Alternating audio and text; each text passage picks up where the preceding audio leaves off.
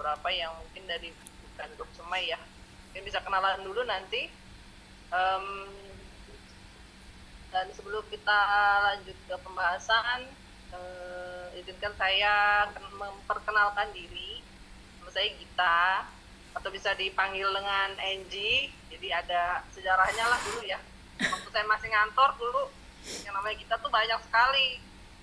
Terus akhirnya saya dikasih nama panggung Angie Gita gitu, kurang lebih kayak gitu. Nah, hari ini alhamdulillah ada kelas, ada pembicara bernama Mbak Luki. Nama panjangnya Mbak Luki Novembrianti ya Mbak ya. Mungkin nanti bisa dijelaskan mengapa memilih nama panggung Mbak Luki Go. Gitu ya. Nah, sebelum lanjut ke pembahasan, saya juga mau cerita tentang klub semai, awal mulanya didirikan seperti apa. Jadi teman-teman yang mungkin sudah beberapa sering ketemu saya ya secara offline dan online, mungkin udah hafal saya itu gimana gitu ya.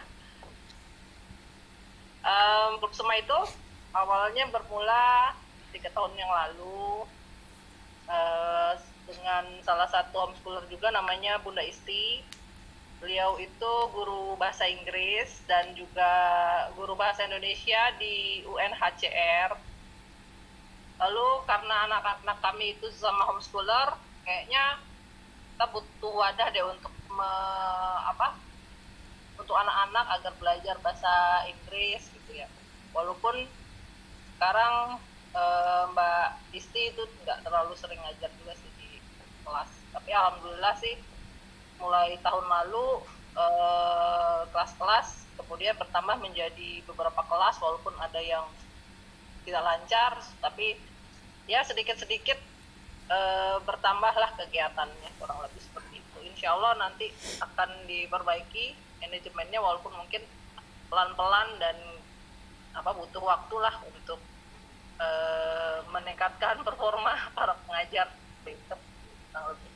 Nah, kali ini kita akan membahas soal public speaking dan juga managerial skills untuk anak, terutama leadership dan bagaimana sih skill-skill yang akan dibutuhkan oleh anak-anak di masa depan, terutama saat ini kan anak-anak dengan Gen Alpha ya gitu ya. Apa aja challenging-nya, dan sekarang sepertinya bukan cuma ijazah saja yang diperlukan, tapi juga lebih kayak skill-skill itu yang akan dibutuhkan oleh anak-anak itu. Dan kita tuh sebagai orang tua seharusnya supportnya seperti apa dalam meningkatkan skill mereka, terutama di public speaking itu.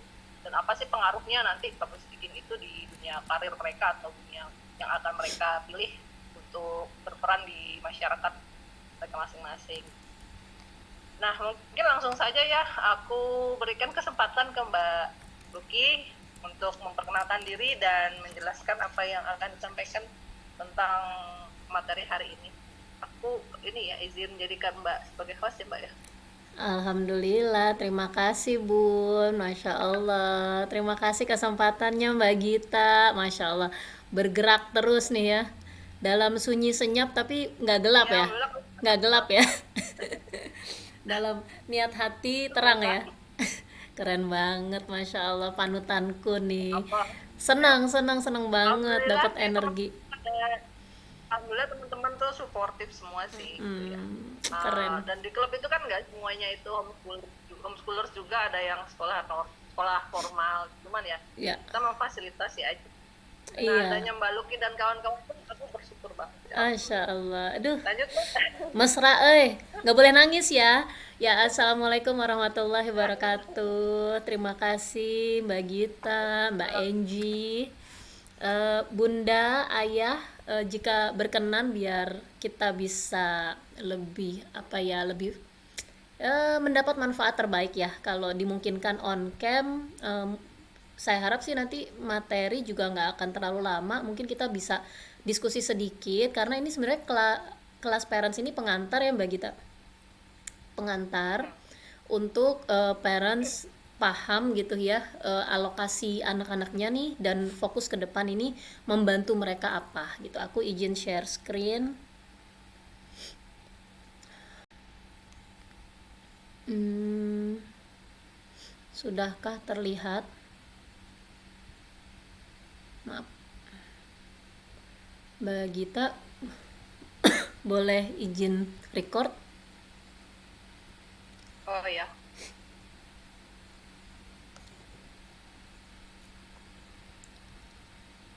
Oke. Recording in progress. Oke, bismillahirrahmanirrahim. Parents, ayah bunda, terima kasih waktunya. Kita luangkan sejenak gitu ya dari hiruk pikuk, dari rutinitas. Semoga di hari Minggu ini kita sama-sama bisa punya perspektif, fokus dan tujuan, dimana kita tahu bahwa kebetulan saya lulusan ekonomi ya, dapat baru ngeklik gitu, baru paham, wah ternyata ilmu ekonomi itu betul-betul secara basicnya itu bagaimana ternyata di kehidupan ini, baik anak konglomerat perintis atau pewaris, itu kita tuh sebenarnya memanage resources, yaitu waktu, energi, dan waktu, energi, dan uang tentunya ya. Nah ini yang seringkali kita take it for granted atau kita nggak sadar, kita tidak berencana. Nah sore ini saya coba siapkan materi untuk bener nggak sih seperti ini yang akan kita lalui, yang akan anak-anak lalui, sehingga kita bisa lebih berstrategi, efektif, efisien ya. Ibaratnya tabungan yang ada tuh ngedukung anak bagaimana, karena mohon maaf ada anak-anak atau keluarga yang tidak membangun kesadaran, tidak membangun tujuan dan perencanaan yang nggak perlu berlebihan tapi cukup, sehingga akhirnya tujuannya mau ke Bandung, kita dari Jakarta gitu ya, tujuannya mau ke Bandung misalnya 2-3 jam, tapi akhirnya lewat Sumatera. Itu kenapa kita dengar ada istilah permasalahan sosial yang disebut dengan sandwich generation lah, atau life begins after 40 lah, karena hidup, karir, dan bisnisnya coba-coba. Nah ini yang kita coba mau diskusikan, dan siapa tahu ya rekomendasi saya ini bisa jadi solusi gitu ya. Jadi judulnya adalah webinar parenting, pendidikan anak berkarakter tangguh 3C. Apa itu 3C? Ya, narasi di keluarga, orang tua itu meyakini bahwa setiap anak itu unik ya, membawa potensi dan rezekinya, dan berapapun atau dengan keterbatasan atau challenge apapun di keluarga kita, kita doakan gitu, kita ngomong ke anak kita bahwa dukungan pendidikan ayah bunda ini untuk membantu kamu semakin conscious, kompeten, dan confident. Nah kenapa 3 hal ini nanti kita bedah ya. Nah ini adalah satu pengantar ya, untuk mencetak SDM berkualitas yang tangguh itu, berkarakter dan tangguh.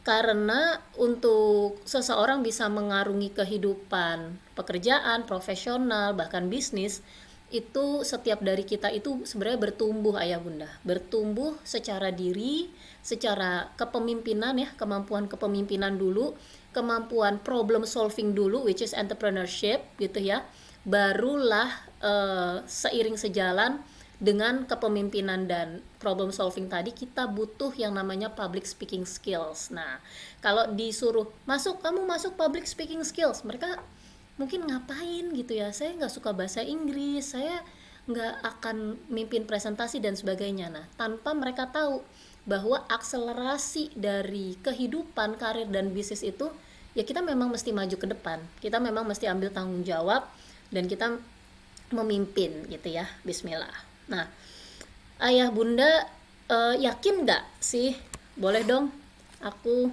di chat gitu ya, ayah bunda tulis seberapa yakin, mungkin bisa berapa persen ya, setiap anak itu fitrahnya istimewa gitu ya. Setiap anak istimewa ya, katanya kan ada ya, oh kalau anak sendiri mah istimewa, tapi ternyata ada juga loh yang tidak setuju gitu ya, dengan berbagai alasan ya. Aku cerita sedikit ya, bukannya ngemis tapi alhamdulillah alhamdulillah aku ini Mbak Gita termasuk anak yang tumbuh di keluarga yang ayahnya pergi duluan sebelum saya lahir, satu. Ya, mau ngalah-ngalahin Nabi Isa ya, lahir tanpa ayah. Yang kedua, ibu ibu belum sanggup dewasa, ya, sehingga alhamdulillah saya berhasil bisa kuliah di Universitas Indonesia hingga kemudian langsung diterima kerja di perusahaan multinasional itu karena dibantu keluarga besar bahkan tetangga. Nah, jadi ini kan kehidupan yang challenging ya gitu, dan banyak di antara kita tumbuh dengan keterbatasan begitu. Makanya pertama saya tanya, mungkin Bapak Ibu merasa kehidupan atau anak Bapak Ibu parents istimewa nggak sih gitu ya, pakai persen aja, 80%, ada nggak yang 100% atau bahkan mungkin di bawah itu? Kita lihat dulu nih di chat nih, yakin? Nah, bismillah. Oke, nah tapi kenapa kok anak-anak kita ya, terutama udah masuk usia remaja, kok nggak semua semangat gitu loh, nggak semua merasa hebat gitu, nggak semua merasa bisa? Kenapa kira-kira? Ya, aku lanjut. Eh, Bu, begini nggak nih kira-kira nih dunia karir ya, kok kayaknya peluang terbatas, malah sekarang ada istilah kabur aja dulu ya kan? Bukankah ketidakadilan itu salah satu simulasinya nih ya di dunia pendidikan gitu ya? Ini kan katanya dia bilang for a fair selection ya, for a fair selection semua manjat pohon, iya, tapi semuanya ini yang mana ya kan? Semuanya ini ternyata berbeda-beda, dan manusia ternyata juga berbeda-beda Bapak Ibu ya, parents ya. Bukan hanya binatang ya, tapi kan kita bukan binatang loh. Nah, ya kita lihat aja ya, memang kalau kita bicara anak kita istimewa tadi, istimewanya di mana dulu? Ada yang istimewanya sebagai atlet, ada yang di dunia musik gitu ya. Kalau bicara multiple intelligence kan setidaknya ada 9 intelligence ya gitu. Nah, seperti ini. Nah, ini yang kita mau. Terus solusinya gimana sehingga dengan resources terbatas anak kita bisa bertumbuh dengan curious, dengan semangat, dan mengembangkan potensi karakter terbaik di bidang mereka. Nah, bidangnya apa ya kan? Sorry. Nah, jadi pahami jenisnya. Jadi kita mesti memahami jenis kita tuh bibit apa dulu, kemudian baru kita memilih lingkungannya. Ini solusi singkat dulu sebelum kita detailkan. Ya, salam kenal Bapak Ibu. Sedikit aja ya, sebenarnya saya itu coach untuk entrepreneurs dan perintis bisnis dari siswa, freelancer, UKM, dan prapensiunan bahkan. Nah, tapi aku ngegandeng Semai dan Mbak Gita ini untuk terutama untuk bibit-bibit muda nih ya. Sebenarnya dengan konsep yang lebih fun, lebih santai, itu kita bisa mulai loh narasi kemandirian, leadership ya, problem solving skills itu untuk anak-anak bisa mengambil peran dan mereka nggak mudah baperan gitu ya. Nah, ini sekilas tentang career path gitu ya, dan isi kepala saya gitu. Nah, jadi ketika kita sudah punya caranya mengenal potensi, insya Allah bukan lagi ada di fase yang cari rejeki, tapi kita asyik berkegiatan dan alhamdulillah menjadi magnet rejeki, menarik potensi dan peluang gitu ya. Tapi ya kita memang harus berada di lingkungan komunitas dan muncul di permukaan terlihat dengan skill kita tentunya. Ini sedikit aja ya di dunia entrepreneurship itu contoh sesederhana kita melatih bagaimana melihat peluang gitu ya di sekitar kita. Yang anak kecil bisa naik sepeda, dia bisa ngajarin teman-temannya naik sepeda, bisa jual ban sepeda, bisa jual figurin dan sebagainya. Melihat peluang, kemudian jago jualan, kemudian kita ulang menjadi habit. Nah, ini contoh. Nggak semua orang bisa dapat peluang bazar di GBK Senayan ya, kalau di Jakarta Gelora Bung Karno gitu. Nah, kebetulan saya ditawarin gitu untuk jual di lantai 3, nggak ada lift yang aktif dan mesti loading malam. Aduh, heboh banget pokoknya, dan nggak boleh bawa kompor. Coba mau jualan kayak apa juga kalau orang nggak siap ya nggak ketangkep gitu peluangnya. Tapi hakul yakin karena skillnya kita punya, peluangnya ada, ya udah harus digas dong gitu ya. Kita gas, modal 5 juta kurang lebih, income-nya 13,8 juta. Alhamdulillah. Nah, ini contoh kecil gitu ya bagaimana seseorang bisa menangkap peluang dari sekitarnya dengan skill yang dia punya, kemudian bisa meraih peluang bahkan lebih dari UMR dalam 1-3 hari persiapan. Begitu. Nah, ini sedikit aja gitu ya buat Bapak Ibu kenal saya sebagai pembimbing. Memang senang jualan dan alhamdulillah kelola bisnis ya. Jadi jualan sama bisnis berbeda. Nah, ini komunitas pertumbuhan atau growth community center yang memang saya gagas, namanya Aspiragen, di mana kenapa Aspiragen, kita pengen berkumpul sama orang-orang keren, anak-anak yang punya aspirasi, anak-anak yang matanya menyala, yang punya tujuan, sehingga kita tidak takut gitu, nggak takut, seneng lihat orang seneng, dan nggak takut temenan sama orang keren kayak aku sama Mbak Gita gitu ya. Aku seneng temenan sama Mbak Gita ya, kalau orang sikut-sikutan, kalau kita lagi ngerjain apa lo lagi gitu ya. Kita pengen tuh menggaungkan itu. Jadi Aspiragen ini mungkin istilahnya masih jarang di Indonesia, tapi ini adalah growth community center, pusat pertumbuhan ya, dimulai dari usia anak sampai prapensiunan gitu ya. Caranya gimana? Caranya mengenal potensi, baru nanti kita bangun kompetensi dan jadi magnet rezeki. Misinya ya kurang lebih seperti itulah ya. Misinya menjadi pusat pertumbuhan bagi 10.000 pelajar angkatan kerja perintis bisnis, mencapai kesuksesan, kepuasan hidup, karir bisnis dengan pondasi lagi-lagi menjadi sadar akan potensi dan kebisaan kesukaan dia, membangun kompetensi, kemudian maju di depan confident, membantu, memberi solusi berupa produk, jasa, gitu ya, solusi-solusi lain. Ada 8 jenis income nanti kalau di fase dewasa atau di persiapan ke bisnisnya, itu nanti kita bisa bedah lagi ke dalam 8 jenis ya, sehingga tumbuh individu yang punya tujuan ya. Kebayang nggak Bapak Ibu, misalnya kita diajak sama orang tua atau tiba-tiba melek mata gitu ya, masuk taksi, terus yang nyetir gitu ya orang tua tuh jalan aja terus ya kan. Atau mungkin pernah nggak punya pengalaman ya, mungkin di waktu kita kecil atau mungkin anak-anak yang nggak tahu tujuan gitu ya, ikut di mobil tuh nanya kapan nyampenya sih ya, terutama sebelum ada Google Map ya kan, jadi nggak tahu tuh berapa menit lagi nyampe, jaraknya berapa gitu. Nah kurang lebih seperti itu tuh kehidupan seseorang yang tanpa tujuan, jadi kayaknya jauh banget. Tapi kalau kita udah pernah ke satu lokasi dan kita mau ke situ lagi, atau pas perjalanan pulang kok kayaknya deket ya. Nah itu esensi arti dari pentingnya kita merangkai tujuan atau perencanaan, sehingga kita bisa mengukur berapa banyak sumber daya, apa yang perlu kita lakukan, bagaimana mengevaluasinya di perjalanan. Bismillah. Nah di kelas nanti anak-anak itu rumusnya satu ya, kita akan pakai metodenya Stephen Covey, 7 Habits of Highly Effective People, di mana kita mengenalkan ke anak-anak bahwa hidup kalian itu begitu berharga, Masya Allah, kalian itu keren banget.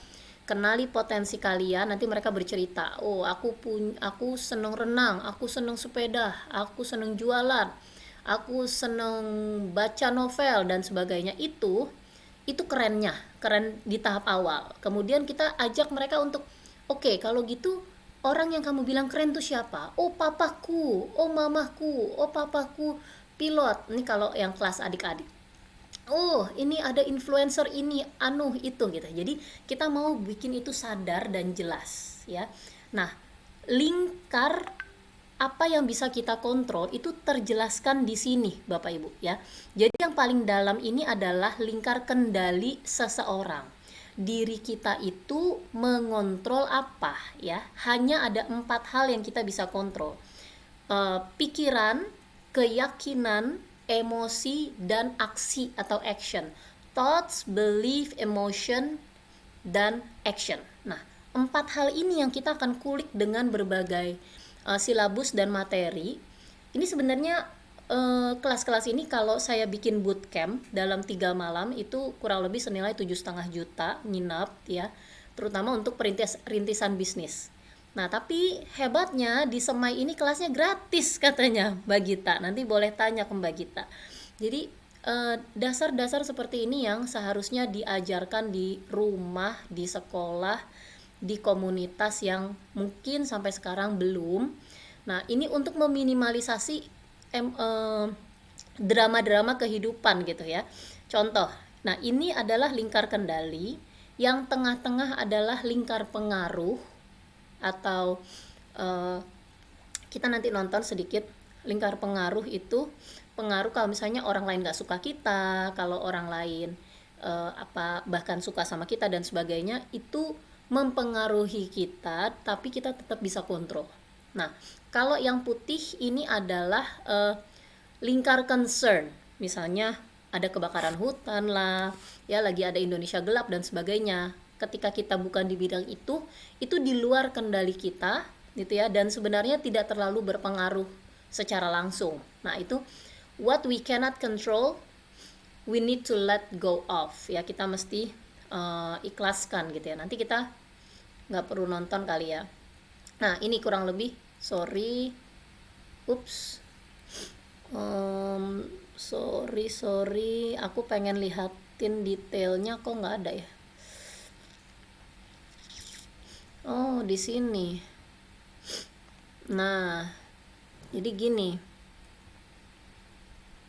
Nah, ini kalau Bapak Ibu mau screenshot, jadi pondasi ketahanan diri itu fokus di tengah, yaitu mengajak anak kita ya, buah hati kita untuk berlatih mengenal ya 3C tadi. Jadi mulai dari mengenal ya, seberapa banyak dari Bapak Ibu yang mengajak anak-anak untuk mengenal emosinya. Ada berapa jenis emosi? Mungkin saat dia marah, dia kesel, dia senang, jatuh cinta, itu ya. Seberapa banyak kita abaikan, seberapa banyak kita temani mereka untuk mengenali emosi itu. Boleh dong aku dibantu ditulis di chat Bapak Ibu yang secara sadar menemani anak mengenali minimal 5 jenis emosi dalam tumbuh kembangnya. Boleh tulis di chat gitu ya, yes or no ya. Yang menemani secara sadar. Kalau nggak sadar atau ya kadang-kadang, berarti jawab no ya. Nah, ini yang kami temukan, ini belum ada nih di society kita nih. Ketika kita bicara it takes a village to raise a kid, ini belum. Nah, itu kenapa aku senang banget nih ada klub Semai dan komunitasnya yang positif. Aku perlu gandeng nih ya. Kalau di Jakarta, mungkin di Jakarta ya terakhir ya, istilahnya ada Taman Kota Air Petra itu. Jadi kami juga keliling ke kampung-kampung untuk mengedukasi 3 lingkar ini. Lingkar kendali, lingkar pengaruh, influence, dan lingkar concern. Nah, kita mau fokus, anak-anak tuh mau kuat dulu nih di akarnya gitu. Sebelum ngurusin orang lain, sebelum ngurusin dunia, dia harus tahu tentang dirinya, tahu tentang bersyukur dengan keluarganya, bahkan penciptanya, sebelum taking actions gitu ya. Oke, yes, alhamdulillah. Nah, tapi masih ini nyatanya yang jawab yes baru 2 ya dari kurang lebih 14 peserta, dan kenyataannya memang itu belum menjadi kebiasaan bangsa timur gitu ya, untuk menemani anak mengenali emosinya gitu ya. Apakah ketika mereka gagal lomba misalnya, apakah kita secara refleks nggak apa-apa ya menang kalah itu kan biasa, atau mungkin ada jawaban lain yang kira-kira bisa membantu dia lebih mengenali emosi dia. Apakah emosi dia menyesal, sedih, bahkan marah, itu kan berbeda ya. Itu ya, bagaimana membiasakan mereka mengenali pikiran, hati. Nah, ini pikiran, keyakinan dia berapa persen gitu ya, atau pondasi keyakinan dari agama, dari value keluarga, emosinya apa, kemudian nextnya apa gitu. Nah, ini yang perlu menjadi habit kebiasaan dengan kesadaran ya. Kita mau bantu buah hati kita, SDM ke depan itu untuk bisa menjadi spesialis. Nah, setuju nggak nih Bapak Ibu? Atau mungkin ada yang punya solusi lain? Kalau saya dengan melihat perubahan ya, digitalisasi, kekuatan manusia itu ada di hatinya, ada di emosinya justru yang kita mesti lebih, dan kreativitas yang kita mesti lebih arahkan kita ya. Kita tahu pakai chat GPT, tapi kita nulis prompt atau nyari resep, nyari obat, nyari solusi apa. Oh, saya nyari solusi tentang herbal Indonesia. Nah, dari situ create solusi misalnya obat untuk peredah haid. Nah, bagaimana satu skill yang sama, satu tools yang sama, tapi bisa mengkreasikan banyak solusi tergantung si anak ini ya, fokus problem dan solusinya tuh di mana yang lagi mungkin dia hadapi untuk kemudian dia maju menjadi problem solver gitu. Begitu. Nah, solusinya adalah nih, ada yang jawab Bapak Ibu, yes, alhamdulillah. Oke. Nah, ya ini yang jarang banget lagi nih ya, jarang banget kita semua sama-sama punya otak ya punya jatah otak, tapi kita nggak pernah tahu otak itu gimana. Kita cuma tahu mungkin ya pintar, cukup pintar, atau mungkin rada lemot gitu ya, ini beda Pentium gitu. Nah, padahal semua aktivitas kita, emosi kita juga dikendalikan, ada pengendalinya di otak kita. Nah, ini bagaimana dengan pendekatan sederhana, anak-anak ya, bahkan keluarga bisa tahu sebenarnya bagian otak mana yang lebih aktif ya. Jadi kurang lebih ada 5 belahan otak Mbak Gita. Jadi ada beberapa teori. Ada teori otak atas, otak bawah, otak tengah, otak kanan, otak kiri. Nah, ini ada arti-artinya gitu ya. Ini setidaknya ada psikolog dan juga scientist yang memang sudah mendalami tentang neurologi dan behavior ya, perilaku manusia. Ada Carl Jung, ada Ned Herman, ada Paul MacLean, dan ini adalah psikolog Indonesia namanya almarhum Bapak Farid Poniman. Nah, kalau Carl Jung ini membagi bagian otak itu seperti Bapak Ibu mungkin pernah dengar MBTI itu ya. Jadi dia ada 4 gitu, ada 4. Nah, kemudian Pak Herman ini membagi otak itu menjadi otak kanan dan kiri gitu. Nah, kalau Paul MacLean ini membagi otak itu atas, bawah, tengah. Nah, kemudian kita beruntung ya punya psikolog yang meringkas data internasional ini dan memudahkan kita untuk tes sidik jari dan memetakan behavior sesuai dengan preferensi si otaknya tadi itu. Nah, ini sekilas aja buat gambaran. Apakah Bapak Ibu tahu nggak sih anaknya tuh lebih aktif otak bagian mana? Atau secara IQ mungkin gitu ya. Ini ada yang limbik kiri gitu ya, yang lebih ke di drivernya itu emosi. Kalau yang atas itu yang drivernya analisa. Kalau kanan itu lebih kreatif dan sebagainya gitu. Nah, ini kurang lebih aja. Jadi makanya ketika di kelas itu ada anak yang kita punya aturan standar, kita punya tugas standar, tapi bagaimana memperlakukan anak satu persatu itu sesuai dengan karakter anaknya masing-masing gitu. Nah, jadi bagaimana kita mengetahui genetik yang tetap dan menyiapkan lingkungan yang mendukung gitu. Insya Allah. Nah, terus kemudian kita juga memahami bahwa anak itu ada yang tipe introvert, ada yang extrovert. Nah, dalam hal ini kita tidak melihat dia bisa berteman atau tidak, suka berteman atau tidak ya. Tapi anak-anak yang introvert itu dia bisa menciptakan motivasi dari dalam dirinya. Sementara yang extrovert dia mesti dipancing dan difasilitasi dari luar berupa reward. Seperti itu. Nah, ini juga bagian dari tes yang Bapak Ibu bisa ambil gitu ya, atau mungkin sudah, sehingga saya bisa lebih mengenal anak-anak. Nah, kemudian secara pondasi juga gitu ya, selain lingkar kendali, kita juga memahami gitu ya, bahwa secara genetik ya, kromosom laki-laki dan perempuan itu jelas berbeda ya. Mau kamar mandinya undecided gitu ya, saya nggak tahu saya perempuan atau laki-laki gitu ya, tetap aja kalau dites genetically gitu ya, kromosomnya laki-laki dan perempuan kan berbeda.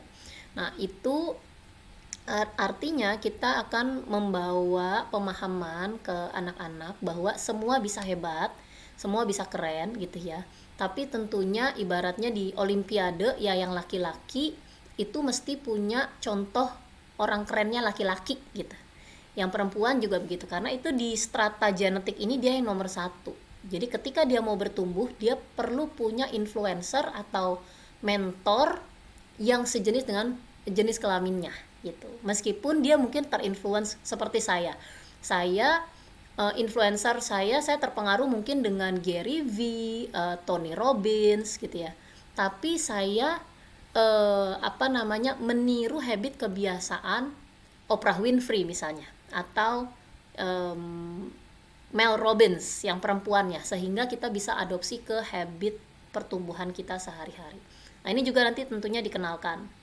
Kurang lebih seperti itu. Nah beda anak, beda perlakuan, beda pertumbuhan ya. Anak sensing bagaimana belajarnya, gimana memancingnya gitu ya. Maaf, ada anak thinking seperti apa, ada anak intuiting yang kreatif, ada anak feeling yang mesti didengar gitu ya, ada anak insting yang jago segala tapi cukup generalis, jadi dia nurturer jatuhnya. Kurang lebih seperti itu. Nah sebelum kita tanya-tanya nih, aku mau nanya lagi ya kan, parents sadar dong ya kalau siapapun yang lahir gitu ya, tentunya nanti akan berpulang. Nah, di masa profesional, di masa dewasa, ini kan tentunya kita nanti memilih ya, mau jadi pebisnis profesional, mau jadi berkarir secara profesional atau menjadi pebisnis entrepreneur ya. Persiapannya seperti apa?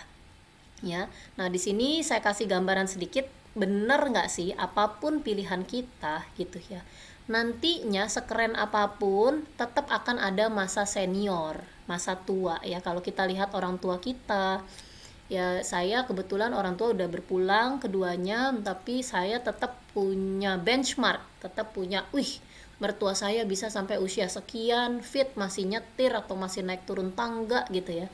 Nah, cita-cita itu yang sebenarnya kita mau tarik lagi, mau angkat lagi, sehingga anak-anak kembali lagi tumbuh, mengakar, berkarakter, dan menghargai dari keluarga mana dia bertumbuh.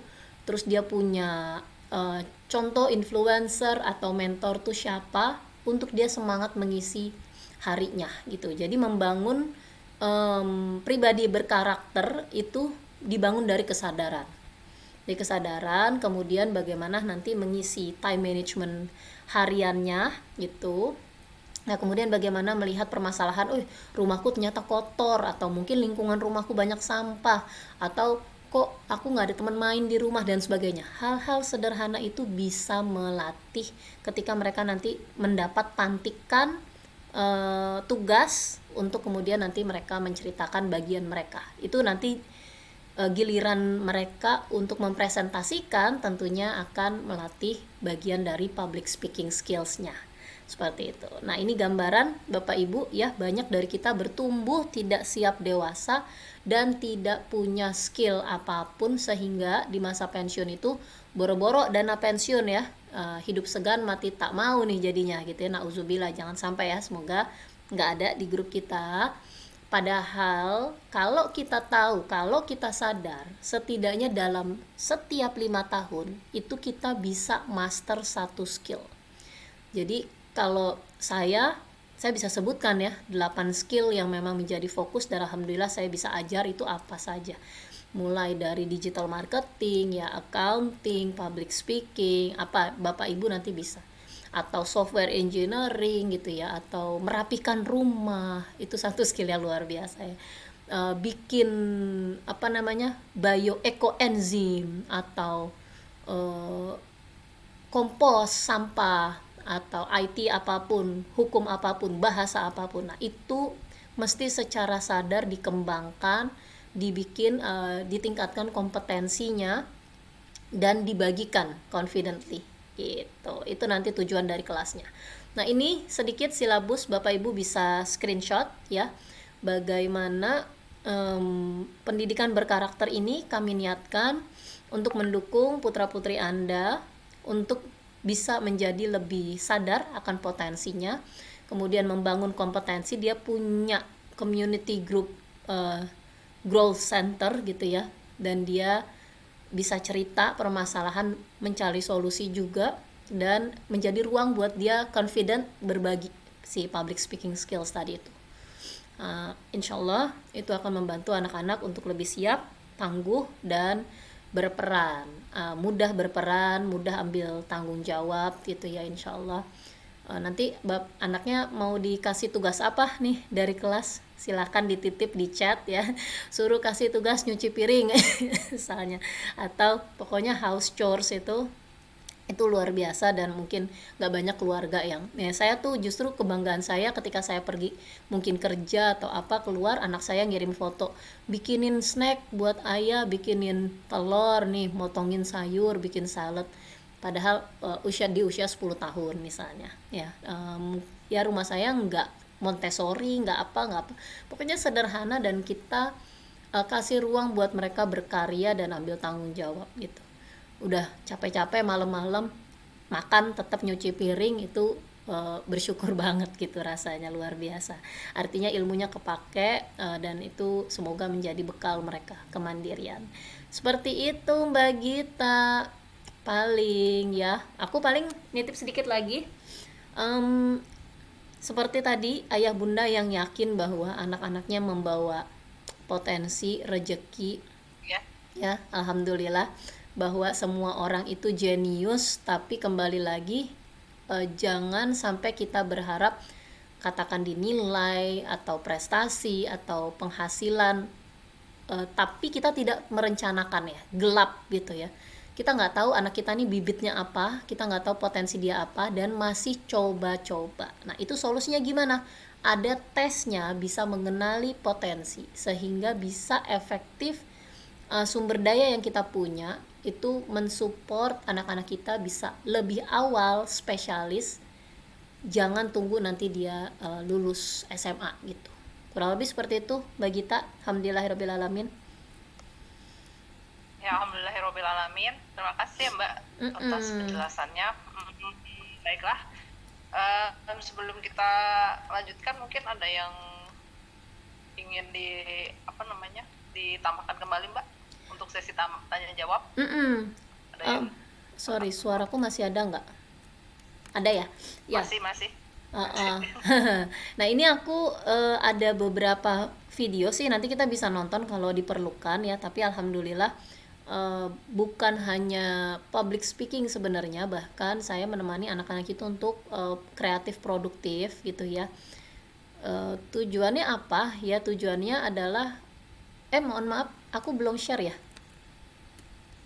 Yes, oke. Ya intinya tujuannya itu sih tadi, untuk bisa keluarga efektif efisien ya. Untuk menghindari adanya sandwich generation, karena banyak banget parents yang ngerasa gue udah sekolahin lu mahal gitu ya, tapi lu nggak jadi apa-apa, mohon maaf gitu ya. Nah, tapi terus secara nggak langsung kita mungkin menggantungkan hidup, nanti kan dia akan lebih keren, lebih pintar dari gue dan sebagainya gitu. Tapi saya memimpikan kondisi di mana setiap individu itu bisa mapan mandiri. Kalau kita lihat konglomerat itu, bahkan anak cucu cicit itu kakeknya loh yang bayarin sekolahnya, atau bahkan menentukan mereka kerja di mana, karena industrinya sudah konglomerasi dan membutuhkan banyak talent yang dipercaya atau orang dalam. Gitu perspektifnya. Saya tuh kan sempat bekerja di beberapa perusahaan ya, yang memang itu perusahaan komunikasi. Banyak sekali anak-anak yang ibaratnya saya alhamdulillah kenal gitu ya, old money lah dibilang. Ada yang beberapa dari mereka tuh Nine Dragons lah, generasi ketiganya Nine Dragons gitu. Luar biasa. Sebenarnya saya sangat belajar dari mereka gitu. Mereka itu dalam money dan time managementnya tuh sangat bagus sih Mbak. Jadi dan anak ini sebisa mungkin itu dari mereka kecil mereka dididik memang untuk mengenali siapa mereka diri mereka dulu gitu sebelum mereka dianggap pantas untuk memimpin suatu perusahaan Hmm. seperti itu. Jadi nggak langsung ucuk-ucuk mentang-mentang anak bos anak pengusaha yang dia sudah omsetnya triliunan gitu ya langsung dikasih posisi, nggak begitu. Dia disekolahkan dulu sama orang tuanya dan dalam perusahaan itu mereka ya benar takes a village to raise a child itu benar. Jadi keluarga besar itu menyekolahkan satu anak ya bukan cuma misalnya satu anak sepupu mereka ya pokoknya mereka bekerja sama lah untuk keluarga besar mereka.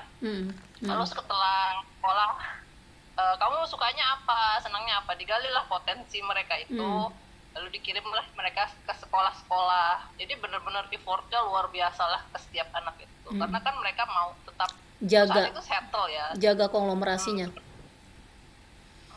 Jadi dikirim sampai S2 atau misalnya kayaknya aku udah capek deh S1 gitu mau lebih udah kamu mending get a course lah gitu ya kalau nggak mau S2 ambil kursus gitu mereka tuh. Nanti setelah mereka dianggap sekitar umur 24 lah mereka tuh baru dikasih kerjaan magang mbak nggak langsung kerja magang dulu Kadang kerja perusahaan yang sama konglomerat lain. iya dari itu dari nol dari OB gitu Staff. Iya. karena mereka tahu bagaimana sih kamu kalau di bawah tuh seperti apa sih kebutuhan orang-orang yang di bawah kita tuh seperti apa kebutuhan pasar seperti apa jadi mereka benar harus belajar ya seperti itu lah kurang lebih kayak gitu ya. Nah ini Jadi aku cek. memang nggak mudah sekali ya untuk mengenali diri sendiri tuh harus dari benar-benar kita masih kecil sampai dan itu proses yang sangat panjang. Jadi orang tua itu harus benar-benar sabar gitu ya. Nah kalau kita sering dengar life begins after 40 itu kalau yang kita rasakan iya juga ya gue begini gue suka ini karena kan kita udah coba terlalu banyak hal gagal terlalu banyak gitu loh mbak. Nah ternyata ada caranya ketika kita tahu setiap 5 tahun itu sebenarnya kita bertumbuh dan spesialis ya ketika itu dibangun lewat kesadaran dan sesuai dengan potensi. Jadi setelah tes potensi itu ada 10 sifat dasar. Nah 10 sifat dasar itu kelihatan nanti. Misalnya kayak anak saya yang besar itu dia kekuatannya di visual kemudian literasi. Nah kita contohinnya tuh enggak cari influencer sedunia, enggak, ini influencer di jurnalistik, influencer di hukum, influencer di international relationship gitu kak. Nah setelah dia berdebat ya bangun kompetisi apa tiba-tiba kemarin diajak jadi main character iklan kelas bahasa Inggris ya setara IF ininya SMM Living English itu. Nah jadi waduh gitu ya cuman karena kemampuan debat bahasa Inggris baru kelihatan sekali itu jadi orang dalam nih sekarang jadinya jadi kelihatan kompetensinya gitu. Makanya kita kan dengan ada media sosial ya dan komunitas yang banyak terbuka ya itulah kita bagaimana membangun portofolio dan kompetensi. Nah sedikit Mbak Gita aku izin ini mungkin untuk merimain bukan hanya anak-anak tapi kita juga yang alhamdulillah masih terus bertumbuh sampai meninggalnya ya. Mungkin kalau ibu-ibu sering didengar gitu ya mamah-mamah dasteran sekarang kan pada terima transferan gitu ya. Nah ini sebenarnya seperti tadi Mbak Gita cerita konglomerat itu anak-anaknya dijadiin staff dulu. Kenapa? Karena mungkin ya mereka sadar teori pondasi ini yang nanti akan saya bongkar sedikit-sedikit dengan pemahaman anak-anak tentunya dan PR-nya.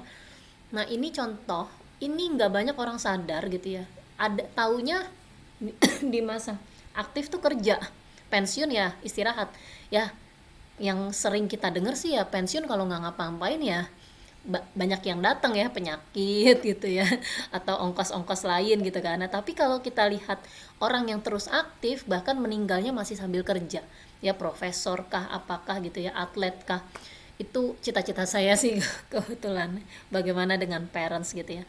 Nah ternyata secara profesional itu kita bertumbuhnya begini jadi kita tuh membangun skill disiplin ketika kita menjadi karyawan nggak harus melewati ini bisa-bisa lahir bukan nggak harus melewati ini skillnya harus punya skill apa itu skill disiplin.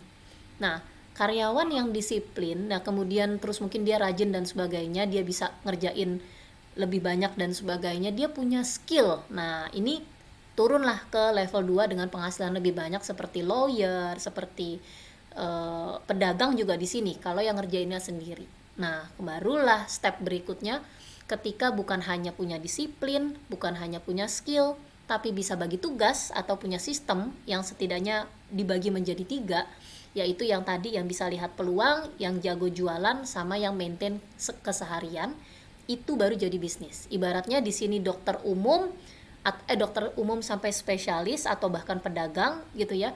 Kalau business owner itu dokter yang punya banyak klinik, atau pedagang yang buka franchise, atau seperti Mbak Gita yang bermitra dengan banyak pihak, kurang lebih seperti itu. Nah, kita tuh cuman melewati 4 fase ini aja gitu loh. Jadi ketika kita merasa kurang waktu, kurang peluang, kurang uang, kurang energi, ya artinya kita mungkin tidak masuk di 4 kuadran berdaya. Kalau tadi saya nggak bedah lagi, yang nomor 1 itu tentang disiplin, yang ini tentang skill spesialis. Itu yang terjadi di masyarakat kita, dimana ya mungkin hanya dengan mengandalkan ijazah kita tidak secara sadar gitu ya membangun kompetensi standar ini gitu ya. Kalau investor ini udah levelnya ya sudah ngebus atau mendorong menangkap peluang gitu ya dengan chip in. Saya ada bisnis di sini, sedikit cerita, dengan modal 450 juta gitu ya, karena dengan orang terpercaya dan sistem yang sudah saya siapkan. 450 juta itu sebulan bisa hasilkan 1,2 miliar, itu cuman jualan snack 1000 perak. Tapi peluangnya produksi di Bandung, jualnya ke Sumatera atau bahkan ekspor. Kurang lebih seperti itu Mbak Gita. Makasih. Maaf Mbak, aku potong dulu. Soalnya tadi putus-putus. Iya kah? Suaranya tadi putus. Ya, Oh. jaringannya jelek.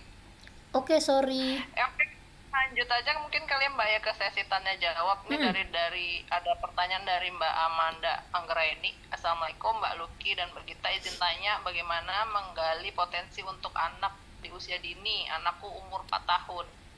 Mana tuh Mbak, dari Mbak? Bismillahirrahmanirrahim. Sebenarnya kalau secara metode ada banyak ya Bun, seperti juga kita punya tas gitu ya, tujuan atau punya mobil gitu ya, tujuannya untuk membantu kita mencapai ke lokasi gitu ya. Punya mobil biar bisa gelinding nyampe ke lokasi gitu kan. Tapi kan ada mobil yang murah, ada yang mahal. Nah sama, tes potensi ada yang gratis ya dengan cara pengamatan, ada caranya gitu ya ya. Ada pemantik dasar kalau untuk usia 4 tahun, nanti kita bahas sedikit. Kemudian ada yang berupa pertanyaan karena sudah bisa berkomunikasi gitu ya. Kemudian ada yang bisa dengan tes sidik jari gitu. Nah, tentunya itu ada yang gratis, ada yang berbiaya murah dengan pertanyaan gitu ya, pertanyaan pemantik. Ada yang tes sidik jari. Bedanya apa? Kalau yang lewat pengamatan itu dia bisa berubah. Lewat pertanyaan juga selera juga bisa berubah seiring dengan pertumbuhan dan pilihan. Karena keputusan kita siapapun di usia berapapun dasarnya adalah sense ya. Apa yang kita tonton nih anak-anak, apa yang kita tonton, apa yang kita dengar, apa yang kita lakukan bersama gitu ya. Satu keluarga yang value atau pondasi keluarganya ini nanti aku kasih PR ya. Tapi untuk anak-anak, kalau misalnya nanti ada kelas parents juga butuh pendampingan. Parents juga nanti kelasnya bisa lebih ke value keluarga gitu. Kemudian bikin ya time management dan menemani anak lah, kurang lebih seperti itu. Jadi tesnya ada yang lewat pengamatan gitu ya. Kalau misalnya anak-anak itu kan kembali lagi ke value keluarganya. Sorry. Nah, value keluarga itu misalnya kalau di keluarga saya, contoh kita value keluarganya tentu fokus bukan hanya ya, maksudnya saringan pilihan kehidupan kita, hidup, karir, dan bisnis di keluarga saya itu kita saring dengan pertanyaan apakah dia lolos quality control 3 keranjang. Ya, 3 keranjang itu apa? Apakah itu manfaat ya, ilmu manfaat? Apakah itu kebaikan gitu ya? Apakah eh, manfaat, amal jariah, kemudian diridhoi Allah lah ya, itu tidak melanggar ya itu. Nah jadi value keluarga itu ada tesnya. Tapi kalau bapak ibu mungkin ya udah punya kebiasaan dari orang tua atau keluarga besar. Kalau saya kan kebetulan memang merintis gitu ya, jadi kita tetapkan value keluarga apa, kita cari yang pondasi yang akar sekali, sehingga nanti anak kita bisa di dalam dan luar negeri atau melakukan kegiatan apa, ketika dia dihadapkan oleh pilihan, dia akan serahkan itu. Nah ketika punya value keluarga itu, terus berarti fokusnya ibadah gitu ya. Nah nanti ketika memantik itu saya nggak akan pantik anak saya, nanti diturunkan. Em, Kebetulan anak saya tes sidik jari sih ya tapi kalau dari usia, kalau dulu pengamatan itu kita lihat, oh anak ini dia memang suka, bukan suka pamer ya, suka perform. Oh kalau yang ini dia lebih menyendiri, apa sih kegiatan yang bisa dikerjakan anak sendiri tetap manfaat gitu, bisa ya sepengetahuan bapak ibu, tapi ada juga kuesionernya untuk membantu, nanti bapak ibu jawab terus nanti bisa membantu untuk memantik anaknya, kurang lebih seperti itu. Kalau di tes sidik jari itu langsung ketahuan bagian otak mana anak yang lebih aktif, tapi disarankan memang untuk usia 7 tahun karena tes sidik jari itu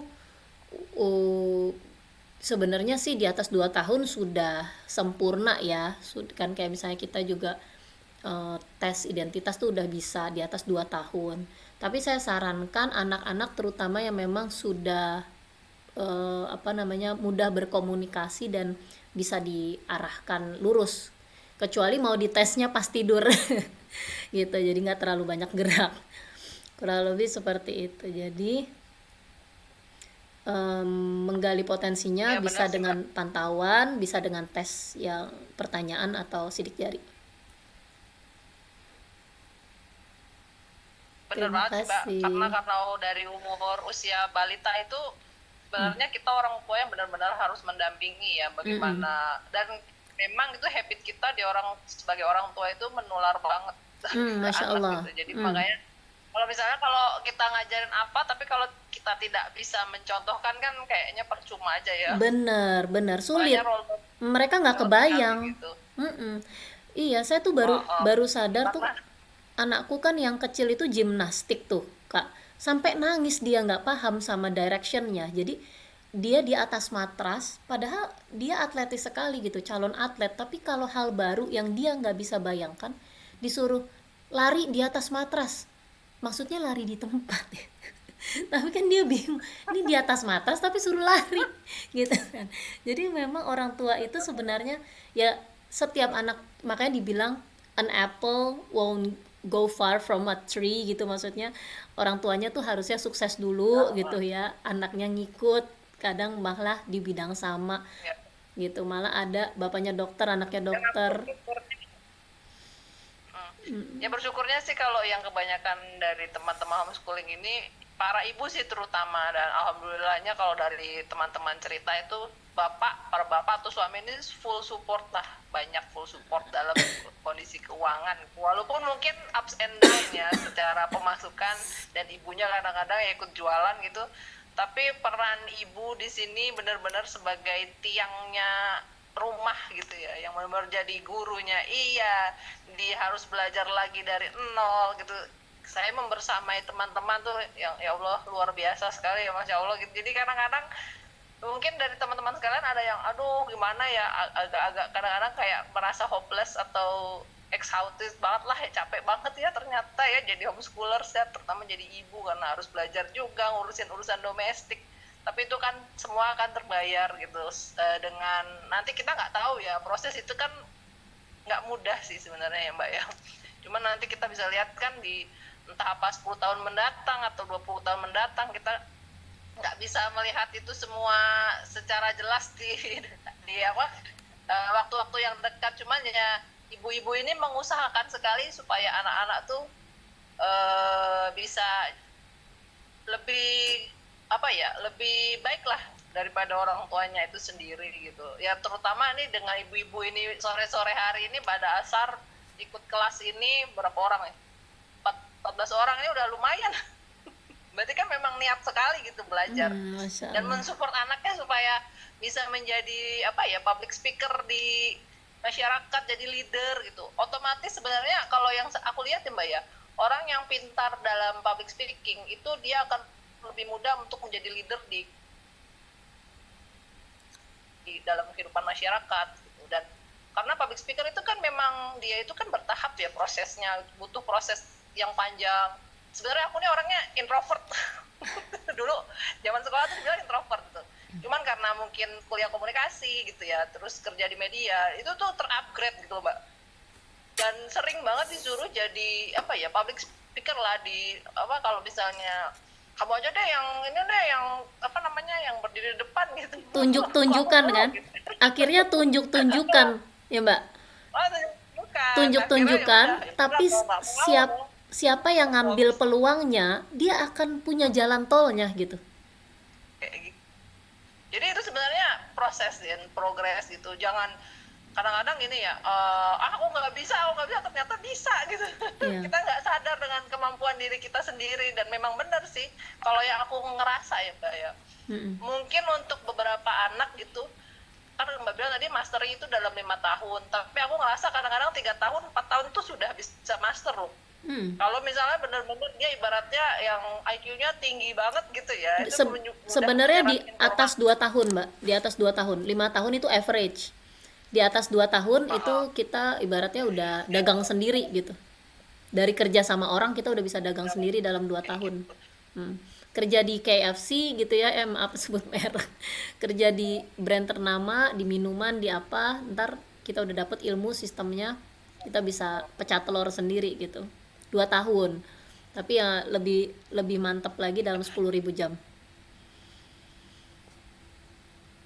Oke, alhamdulillah, Ini ada Bun. yang mau ditanyakan lagi nggak teman-teman? Masih tinggal sisa waktunya sekitar 15 menit lah, 17 menit. Insya Allah. Teman-teman ada yang mau ditanyakan kembali?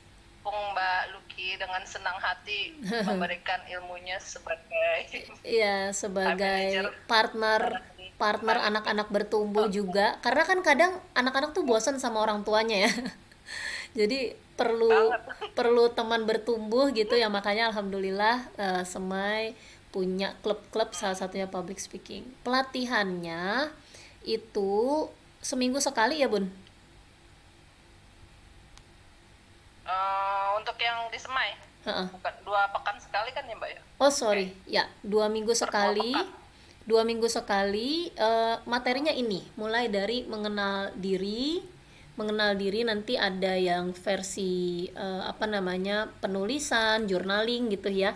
Yang bukan tes sidik jari ya. Kalau yang tes sidik jari bisa diambil mandiri masing-masing. Bisa menghubungi Semai juga. Nanti kami support, bahkan buat bapak ibu yang memang di kota lain gitu ya, kita juga beberapa kesempatan ke Bandung, ke Surabaya, semoga bisa segera ke Jogja ini. Seperti itu. Nah ini materinya kurang lebih 2 minggu sekali. Nah kalau nanti memang antusiasmenya tinggi, bisa dibikin jadi seminggu sekali ya Mbak Gita. Ya insya Allah nanti kita lihat lagi. Kita lihat jadwal. Untuk usia ini dari Mbak Iko. Untuk usia semua sama atau split katanya? Iya. Kalau untuk anak-anak, kalau untuk anak-anak dulu ya Mbak ya.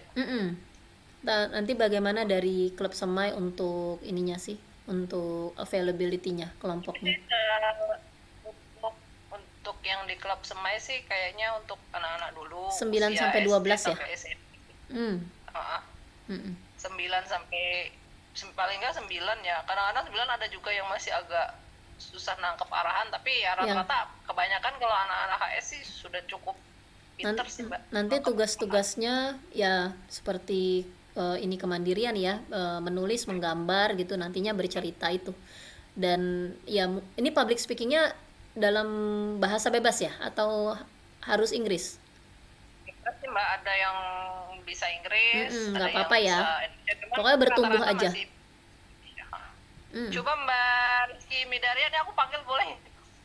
Ini Iya. anaknya Mbak Rizky Midaria ini pinter banget ini apa namanya public speakingnya apa, kalau yang kayak public speaking itu kan dari olah nafas ya. Itu KAIS itu termasuk yang salah satu pengolahan nafas, titik komanya itu bagus. Coba Mbak Rizky coba nongol dulu Mbak.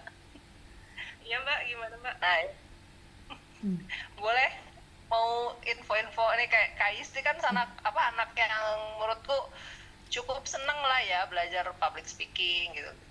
Itu bagaimana? Itu mungkin bisa share-share dulu gitu ya. Sejak kapan KAIS ini belajar apa sih namanya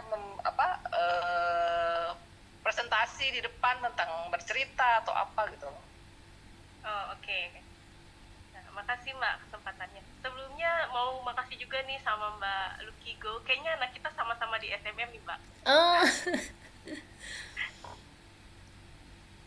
Jadi awalnya tuh saya tahu KAIS tuh memang dia ada kecenderungan di sana gitu ya, di public speaking tuh, karena memang anaknya tuh pede gitu ya. Pertama modalnya itu dulu. Terus dia emang sering dikasih kesempatan untuk apa ya, tampil gitu ya. Kalau dulu tuh waktu masih usia 3 tahun gitu ya, suka disuruh maju ke depan, suruh baca surat-surat dulu tuh seperti itu. Awalnya dari itu gitu ya. Di situ dia jadi oh aku bisa gitu ya ngomong di depan, dan aku dikasih kesempatan, terus aku diapresiasi. Nah, asalnya dari situ. Terus kemudian di sekolah juga, karena memang setiap sumatif itu kan selalu dipresentasi gitu ya, jadi ada project dipresentasi. Nah di situ dia aku lihat jadi kayak makin apa ya, makin percaya diri gitu, makin terasa gitu. Baik dari PD-nya tadi, terus dari kemampuan dia untuk berbicara, karena kan ketika dia bicara itu kan harus menguasai materi dulu gitu ya. Ketika materi udah dikuasai, akhirnya dia pede, ya udah dia cus aja gitu, jalan ngobrol ngomong kayak yang mengalir aja biasa. Nah asalnya dari situ sih Mbak, cuma ya masih harus banyak belajar gitu, karena memang ya tadi harus ada dasar ilmunya gitu ya, apa yang mau diomongin kalau ilmunya juga belum ada gitu. Makanya ini mau ikut nih sama Mbak Luki nih untuk bisa biar nambah expert lah KAIS. Makasih Mbak. Masya Allah. Mbak Gita nanti ada sertifikatnya juga kan ya? Ya insya Allah untuk anak-anak yang punya Peran ya nantinya. kehadiran bagus lah gitu ya, kehadirannya bagus. Kehadiran Kalau untuk peran itu kita bisa bikin misalnya the best player atau the best nanti kan student ada of tugas-tugasnya. the term Jadi gitu. tugas-tugasnya itu, Bun. Ya, ada tugas. Iya. Pokoknya fun lah. Ada lagi yang Insya Allah fun dan memang Mungkin dirancang untuk anak-anak aktif gitu, Bun. Ya memang public speaking ya pokoknya dari intinya. Mbak Fenty nih, online atau offline Mbak? Ya untuk sekarang sih kalau yang di klub semai sih online ya. Cuman untuk yang offline-nya pertemuan tatap muka langsung mungkin bisa langsung ke Mbak Luki. Mungkin ada rencana nggak Mbak bikin kelas offline gitu? Pokoknya aku sih gandeng Semai aja. Kita boleh di Jogja nanti atau mungkin ya kalau offline di mana yang mana yang terdaftar kenapa enggak, Bun? Pokoknya memang harus harus semangat bertumbuhnya itu sih. Dan pengembangan komunitasnya ini kita harus benar-benar sama-sama ya, karena kan nanti bunda-bunda yang lain juga kan ada pengalaman dan skill di bidang lain gitu yang tentunya kita juga butuh, apakah di bidang hukum, kuliner, wow. Makanya itu kita bagaimana bisa bertumbuh dan berperan di bidang masing-masing, dan apalagi di Semai juga mungkin terdata dengan baik insya Allah. Seperti Ya, itu. ada yang mau ditanyakan lagi nggak teman-teman nih? Siapa nih aku panggil lagi deh? Mbak Ocha, Mbak Windy, Mbak Wulan, siapa lagi nih? Mbak Risna, Mbak Nurul, Mbak Kania nih, Bunda Kania nih. Siapa namanya, anaknya namanya Mikal, dia sering banget ikut sih kelas. Oh sama Mbak Dita Puspa, ini 2 anak perempuan yang menurut aku juga cukup vokal sih sebenarnya, dia tuh 2 anak itu. Mungkin bisa sharing Mbak Dita atau Bunda Dita, boleh di open mic gak? Lagi repot apa gimana nih orangnya? Iya, udah deh. Mbak Gita. Terima kasih Mbak Luki. Maaf tadi aku telat masuknya. Apa-apa. Nah, sebenarnya Gimana Mbak? sebenarnya Ini public speaking tuh buat aku tuh masih menjadi tantangan ya Mbak. Buat aku masih jadi tantangan karena sebenarnya dari orang tuanya, dari aku sama suami juga bukan apa ya, kalau dibilang introvert sih mungkin introvert, tapi nggak kepengen juga, maksudnya kayak gara-gara dibilang introvert tuh jadi kayak oh iya nih kita introvert terus kita kayak nggak bisa ngomong sama sekali atau kayak nggak mau berjuang berusaha sama sekali gitu, kayak nggak pengen kayak gitu. Jadi sebenarnya masalah public speaking tuh menjadi apa ya, perjuangan bersama gitu buat aku sama suami dan anak-anak gitu. Gimana caranya kita bisa keluar dari zona nyaman, terus berani gitu, belajar berani kayak gitu loh Mbak. Nah lewat kelas ini makanya aku ikutan nih, pengen tahu oh gimana sih sebenarnya. Terus nanti kan ada kelas buat anak-anak juga ya Mbak ya katanya ya. Nah gitu, siapa Iya. tahu nanti Hira sama Husna, nama anakku Hira sama Husna Mbak, siapa tahu bisa gitu ambil ilmu bareng teman-teman kayak gitu, jadi terpantik juga, terus juga jadi belajar berani juga gitu sih. Itu Mbak, terima kasih Mbak. Tapi Alhamdulillah. Rausna tuh termasuk yang cukup pede sih Mbak. Alhamdulillah, terima kasih. Insya Allah. Berani ini ada Iya. anak yang gemeter gitu ya di depan kelas atau di depan apa halayak umum gitu, audiens kayak gemeter terus malah kayak freezing. Oh, Sekarang lebih kayak gitu. iya. Ini ada pertanyaan dari Mbak Nurul. Terima Mohon info price listnya Mbak. Untuk di klub Semai insya Allah free karena kerjasama dengan Mbak Luki. Cuman untuk tes apa tadi Mbak?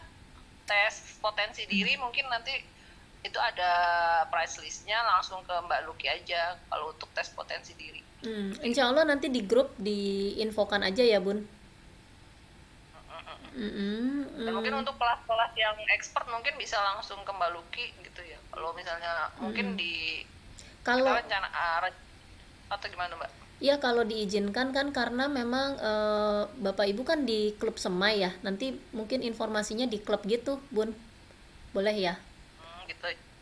Kan Boleh. berarti ini kan grupnya ini ya, maksudku gini kan, kita kan mau membangun tadi Bunda Dita kan info kalau alhamdulillah anak-anak Bunda Dita nih dikenal gitu ya. Tadi Mbak Gita bilang dikenal aktif gitu ya, udah cukup berani. Nah, bagaimana dengan atau tanpa kita mengenal potensi itu, maksud gini, bukannya aku jangan mengenal potensi ya. Kalau memang ada dananya, satu kali seumur hidup paling tidak ambil tes sidik jari. Kalau belum ada dananya, kita bisa lewat pengamatan, lewat kebiasaan, kita tetap bisa memantik mereka punya kesadaran atas minat dan bakat. Dia minatnya di kuliner, dia minatnya di olahraga, dia minat itu bisa dikembangkan jadi kompetensi yang luar biasa juga gitu. Tapi membangun kesadaran bahwa setiap anak ini bisa hebat, dan kita nggak perlu hebat di semua bidang,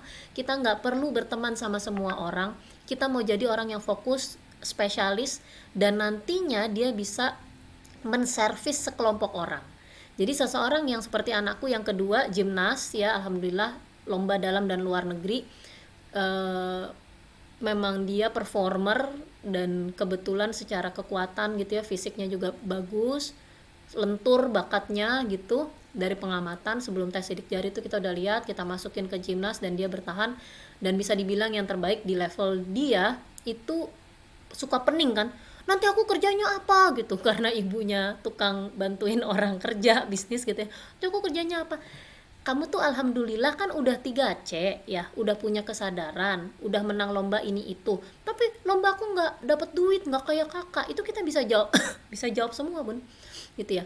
Nih akhirnya dia bisa bikin kelas water yoga buat oma opa, akhirnya dia dibayar juga. Kemarin juga jadi model iklan juga, tapi bukan yang main, dia jadi pendukung, dan alhamdulillah gitu. Teman, bagaimana kita mendukung tumbuh kembang anak menjadi potensi terbaiknya, kalau memang tahu potensinya apa gitu ya, dan pilihan jalurnya tuh ada karir apa aja, kita mau mengarah ke sana. Ibaratnya kita berjalan nih, kita tahu tujuannya apa, kita tahu influencernya siapa, ya udah sekarang kita fokus ngisi 24 jamnya. Nah, fokus ngisi 24 jamnya bukan cuma ngisi, kita wajib ngasih. kita wajib bikin konten kah, kita wajib bantu orang kah, kita wajib ngerjain house chores di rumah. Kenapa? Karena itu nanti PR-PR-nya seperti itu membangun kepercayaan diri bahwa dia mampu. Tanpa dia berprestasi, tanpa sebelum dia menghasilkan uang, dia itu berperan. Nah, nanti keluarga tinggal merangkul, mengingatkan kembali tentang potensi minat bakatnya itu, gitu. Jadi, anak menang lomba nggak menang lomba, selama dia berperan, insya Allah dia akan jadi magnet rezeki di bidangnya. Seperti itu, ayah bunda. Gitu. Jadi tadi Mbak Dita sebenarnya tertarik kelas buat parents nih.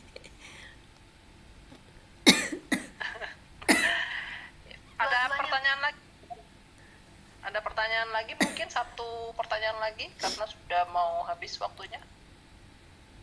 Ada yang mau ditanyakan lagi nggak teman-teman?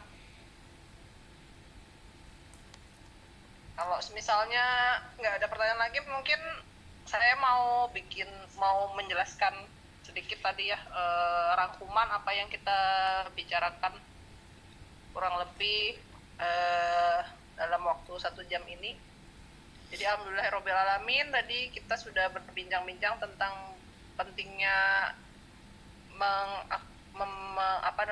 mensupport anak-anak kita ke depannya, karena kita nggak tahu ya apa di depan itu kondisi lingkungan itu akan seperti apa. Tapi dengan cara mensupport anak-anak kita, meyakinkan bahwa setiap anak punya potensinya masing-masing, dan anak-anak itu akan mengisi ruang-ruang kosong yang akan yang ada di masyarakat itu sendiri. Jadi dengan 3C itu, conscious, kompeten, dan confident, itu yang harus dibangun supaya anak-anak ini nanti bisa menemukan apa yang menjadi minatnya, bakatnya, dan digali dan dikembangkan, yang nanti akan kelak nanti ilmu-ilmu mereka yang mereka pelajari itu bisa dibagikan ke generasi penerusnya. Dan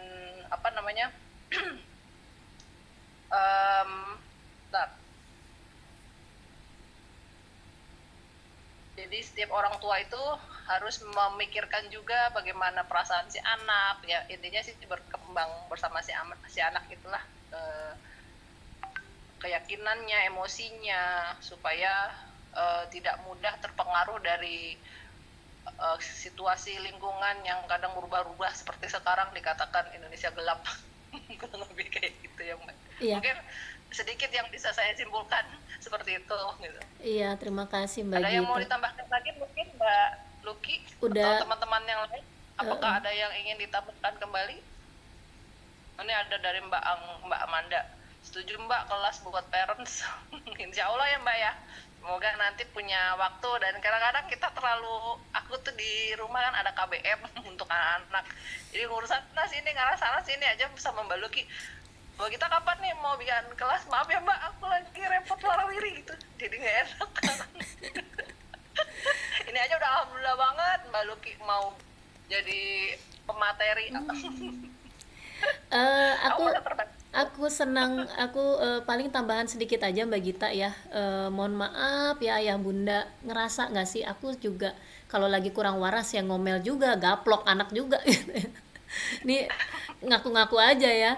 Tapi alhamdulillah karena pondasi akar komunikasi dan tujuannya tadi kita jelas ya, value keluarga itu kita tulis, itu kita bisa lebih mudah rekonsiliasinya lagi, baikannya lagi gitu. Karena tujuan dari, aku rasa semai setuju ya, Aspiragen tadi itu kita mau bikin komunitas bertumbuh. Jadi kita sadar yang pasti di dunia ini bukan suksesnya, karena sukses itu beda-beda, banyak jalan menuju sukses, tapi lebih mudah tuh kita lihat orang yang sudah sukses, kita duplikasi habit hariannya. Itu tidak banyak dimiliki, terutama untuk keluarga perintis yang mungkin di keluarganya banyak karyawan, belum pebisnis. Nah itu yang kita mau normalisasi, sehingga setiap pribadi kita itu punya kemapanan. Makanya senang kalau parents juga tertarik, terutama kan kayak kebetulan saya mendampingi persiapan pensiun perusahaan-perusahaan juga Mbak Gita. Jadi insecure banget gitu loh, bukan cuma masalah alokasi investasi asuransi atau mungkin punya kos-kosan doang, tapi setiap dari kita nih akal nih mesti terus kepake dan berdampak itu loh.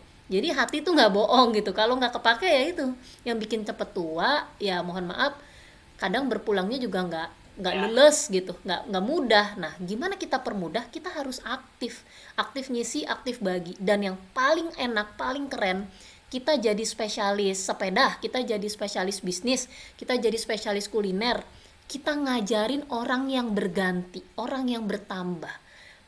Buat kita itu gampang banget, tapi orangnya, duitnya yang bertambah dan sebagainya. Itu loh kekuatan manusia tuh di situ loh Bun.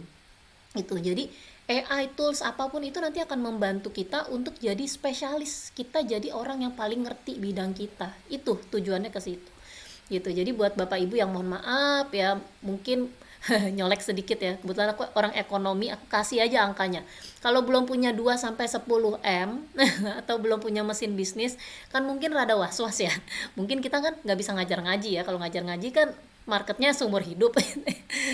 Tapi intinya kita nggak bisa ngajar ngaji, kita nggak bisa nanem swasembada pangan di rumah. Artinya kan kita masih was-was terus kan. Nah itu kuantifikasinya ke situ. Kalau terus gimana caranya gue punya 2 miliar sampai 10 miliar? Ya rumusnya sama, 3C itu. Apakah kita sadar akan potensi kita? Makanya saya pebisnis tuh tes sidik jari semua Mbak Gita. Bukan cuma anak-anak aja gitu. Jadi sampai usia tua pun belum kenal ini sebenarnya skill apa. Itu mengumpulkan. Bahkan saya ada klien dari Jerman ya, orang kita dari Bandung kemarin juga nyamperin gitu ya, karena ya gitu bener-bener pengen nempel, pengen menduplikasi habit biar berkarakter tadi itu, pribadi yang berkarakter begitu. Bismillahirrahmanirrahim. Makasih Mbak Gita kesempatannya, alhamdulillahirrahmanirrahim. Mohon maaf kalau ada kurang-kurang, ada salah, semoga manfaat. Oke Mbak, terima kasih atas waktunya dan semua teman-teman, terutama para ibu dan beberapa ayah yang hadir hari ini. Saya ucapkan terima kasih, semoga ilmu hari ini bermanfaat dan bisa menambah pengetahuan kita bagaimana cara mengelola emosi kita, terutama ibu-ibu, dan mengelola bagaimana anak-anak itu dengan segala tingkah laku mereka, kita bisa lebih bersabar gitu ya. Mungkin sedikit informasi di situ dan tetap semangat lah mendidik anak-anak kita di tengah ya sekarang dibilang carut marut lah ya gitu ya. Jangan pernah berputus asa, insya Allah kalau kita yakin akan ada bibit-bibit baru yang mengisi generasi-generasi yang lebih baik daripada yang hari ini terjadi di negara ini. Ya mungkin itu yang bisa saya sampaikan tentang hari ini.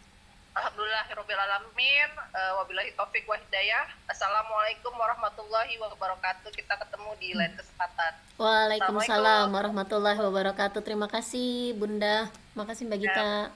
Wajazakumullah teman-teman. Aku tutup ya Mbak ya. Boleh ditutup.